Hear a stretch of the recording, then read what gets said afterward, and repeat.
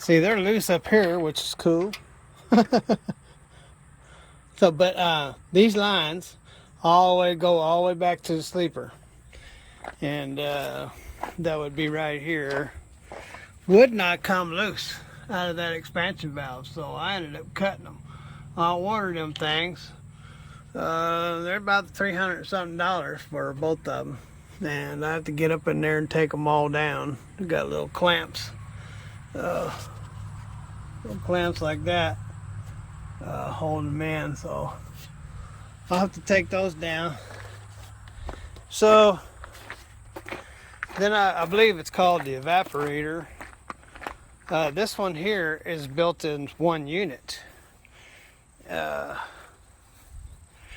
This has the heater. These are the heater. This one, see, okay, well, this was like this. I took that off. So, yeah, so it had the heater built in with the air conditioner core. I mean, evaporator. So this is all one unit. Isn't that strange? And yeah, it had a lot of hair in it. But here's the thing, I couldn't get the bolts, the nuts, yeah, out of the bottom of the evaporator. And I tried everything to find me some line wrenches yesterday, because I suspected I was going to have this issue. Because when I put these on here, all they do is just spread out right here. They'll just spread out and spin on there. So I can't get them loose.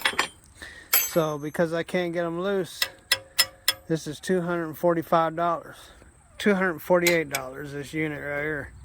So ordered that. So ordered the lines, that was $300.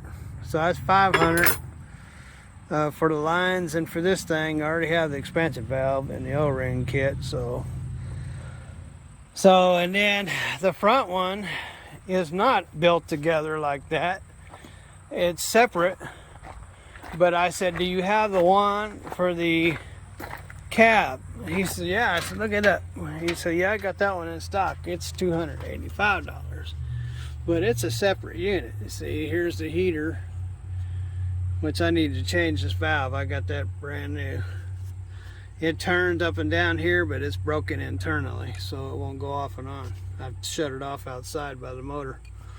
So anyway,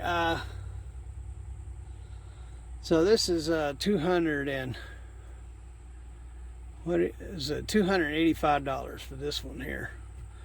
So made sure he had it, but the other day I was in here and I was able to loosen that one and this one, and I didn't get this one or that one loose when I was checking it to see if I can get it to work the other day, because it was so hot and I was dying in the truck and I had to go to Florida and deliver my load, so I was doing everything to get it to work. So I was getting cold here and cold here. It wasn't getting cold inside, so there was cold running through both these, which didn't make any sense. But usually this line right here is cold, and it wasn't. So I believe the restriction was inside this here valve, this expansion valve, and everybody else does too. So that's more likely where it got stuck. That's where it more likely got stuck on the back one too. So the debris from the implosion of the last AC compressor. Let's hope I don't end up needing to get that thing. That's another 280 something plus taxes. So, but what I got to do now is like I said, I got these two loose the other day, so I should be able to get those loose. Now I got to try to get these two loose. If I can get these two loose, then I can save myself 280 something bucks there, right there. And at this point, I would really like to be able to save some money. You know what I mean? You know? I would like to save some money.